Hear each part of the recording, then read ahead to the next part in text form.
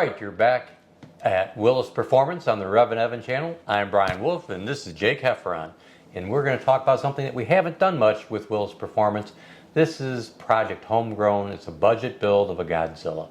So this engine got its life started in a Ford commercial vehicle. Unfortunately, this fell wind to one of the cam and lifter failures. We were able to pick this engine up as a long block for $1,500, and we're going to try to make north of 600 horsepower, and we're going to try to have that total budget less than $5,500. But you've got to do the work yourself. So this is Project Homegrown. And one of the biggest pieces of this is we're going to put in a drop-in piston rod, and we're going to have you dingle ball hone it at home. But with that, Jake, who's done a great job in many ball hone exercises, he's going to share with us his expertise on how he's made it happen. And one of the unique things that we're going to do is we're going to actually measure surface finish, and we're going to try to come up with a formula you can use at home that's going to get you reasonably close to get a good surface finish on that cylinder so those rings are going to seal. Now again, I have to keep emphasizing, this is not going to be as good as taking it to a machine shop like Dave Petit or Chris Holbrook and having them do the honing for you.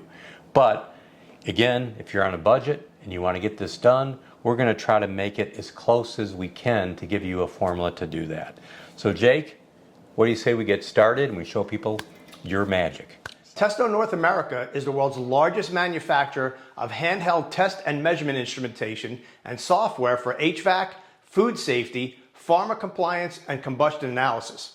And you can check out Testo at testo.com. So as we're progressing with Project Homegrown, one of the things about this is we want to make this so people can do it at home, not have to go to the expense of a machine shop. But with that, you're not going to get the same quality. We're not going to even try to pretend that's the case. But Jake here, who works with me, does a really good job at doing the ball honing, and I want him to go through that on this block. And Jake, why don't you explain a little bit about, the formula that you put together, how you're going to go about it, and then just go ahead and we're going to have you hone one of these cylinders in this older block, this older Godzilla block, and then we ended up borrowing a profilometer so that we can actually check it to see how close it's going to come. And then we're going to try to give folks a formula that they can use to at least get it reasonably close. So go ahead, Jake. Absolutely. So to start with, in this process, we use a dingle ball hone. This one is a 220 grit dingle ball hone. So what we do is we take a concoction of transmission fluid and mineral spirits, about half and half. And the reason why I do this is because the transmission fluid aspect of it cleans these cylinders because the transmission fluid is a cleaning agent, and it also lubricates. And then we use the mineral spirits to try to get all the nasty stuff out of the cylinder as well. So like I said, a 50-50 mixture. And with a dingle ball hone, we're going to do a couple of swipes in this cylinder. I like to do 10 to 20 swipes for the first few passes to take a look, just to try to knock any of the grit or any of the protrusions off, and then we take a close look, evaluate, and go from there. So it doesn't really matter about the setting that the drill is actually on itself. We just put it on the drill mode, but we do like to use a medium speed and a medium direction speed as well. So on the drill, pull about half trigger, and we also want to do nice and easy swipes back and forth. You don't want to be too fast and you don't want to be too slow. So in doing that, we'll ensure a good cross-hatching pattern inside the bore, which is what we're looking for. And you don't need a whole lot, but you want to make sure that you get all the dingle balls on here kind of covered with a light speed. Don't pull the trigger because you don't want to spray Brian. We're just going to do a nice little bit, and then we're going to pull it out nice and easy. And we're going to go ahead and do this cylinder right here. Now it's very, very crucial that you do not shove the dingle ball hone inside the cylinder without it spinning. Doing that will create scarring in the cylinder, and we don't want that. What we're trying to do is put the hatching back inside the cylinder. So just a nice light and easy spin to go in to get it in. Now I'm going to keep it neutral right here just so I can talk for a second. Like I said, we want to do a medium speed in and out, and we want to do a medium speed on the drill itself. So we're going to go back and forth about 10 to 20 times. I'll probably do 10 to 12 just to see, and then we'll take a look and see how it goes.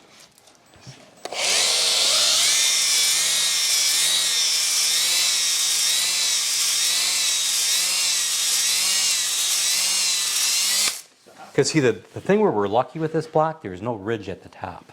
Mm-hmm. So that, what do you think, how does that look? That looks really good. Yeah, I think it does. Okay, hey Jake, super job. The looks really good. I see a nice crosshatch. So next step is we're gonna put this plateau brush on, and that's gonna take the peaks off. So we want the valleys, because the valleys are what hold the oil and help with the lubrication and the sealing of the rings. But now you're gonna take those peaks off so we don't get the rings to do that and tear things up. So let's see how that works.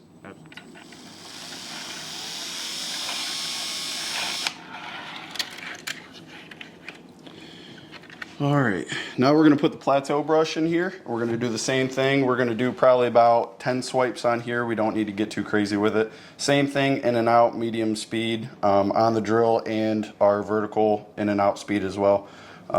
Here we go.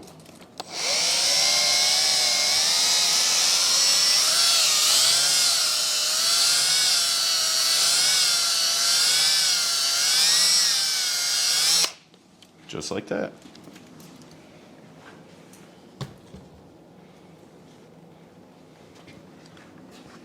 Good job, Jake. That looks great. Now I tell you what, as you know, we went a little earlier over to our friend Dave Petite's shop, and he loaned us his profilometer so we can check and see how this works.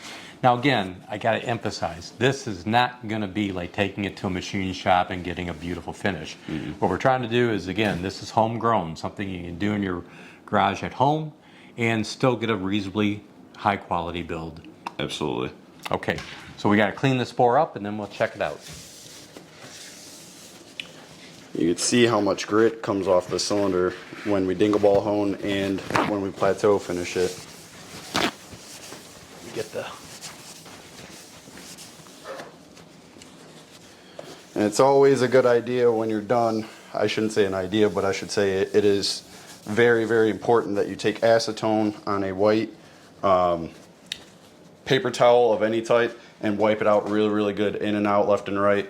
You're going to do that probably about 5 or 6 times, and you want to make sure the last time you do it, you do not see any type of black grit on here at all. You want it to be as white as it is when it comes off the roll.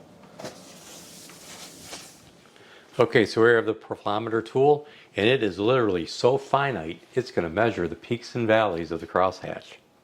So you can see that little itty bitty in the center. That's what's going to do the measuring. I'm just going to set this on the bore. We're going to see how we did.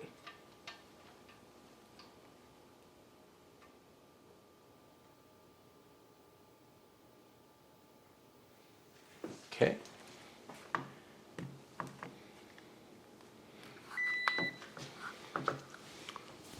Let's see how this came out.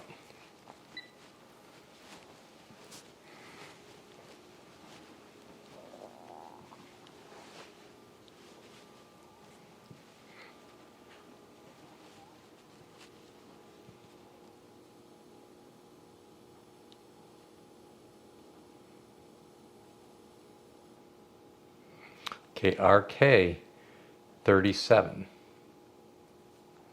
which is just a little bit higher than we'd like to see, but it's pretty close for what we're doing here. Our PK 15, right smack in the middle of where we want to be, between 10 and 20 roughly. Our VK, now this is the valley. We'd like to have been able to go a little deeper, but again, we got the kind of the roughest stone we could get, and we're at 31. We probably would have liked to have been a little bit closer to 40 if we could have got there. And then RA is at 12, and while we didn't get an exact number we're looking for, but typically you shoot somewhere between 15 and 20. So for a dingle ball hone, this came out pretty good. We'd like to try to get it a little bit rougher, so possibly we'll go back in there and we'll go do a few more swipes to try to get that a little bit deeper and see how that works out. Everything else came in pretty good. So again, we're just trying to give you a formula to work with. Again, I can't overemphasize, this isn't going to be a surface finish like taking it to a machine shop and getting it done. We're just trying to get something that's going to get you guys close.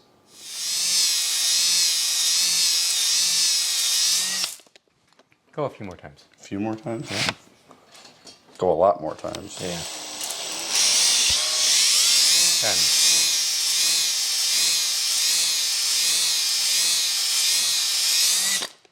Okay. What I'm going to do now, we're not going to do the plateau because we're looking to see if we got the RV, if Yeah. we got the valley. Yep. So if we got no point in doing that until we know where we are.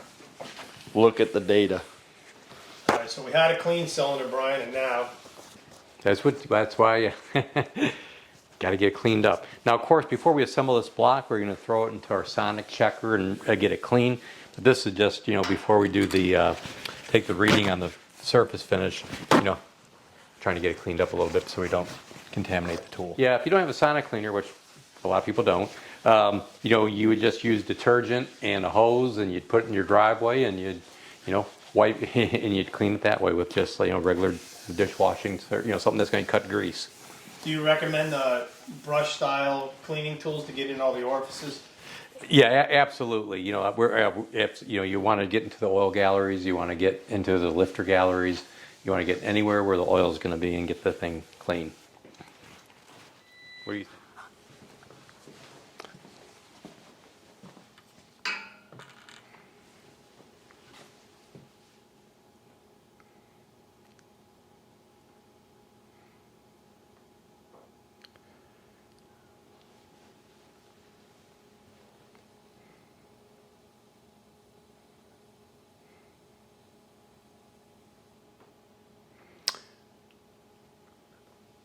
All right, so now it's going to give us the reading. So the RA is the average roughness going forward, and again, we don't really want to put too much emphasis on the average. So let's go to the RK. So the RK is without showing a picture, it's very difficult to explain this, but it's kind of the average roughness through the zone, eliminating the peaks in the valleys.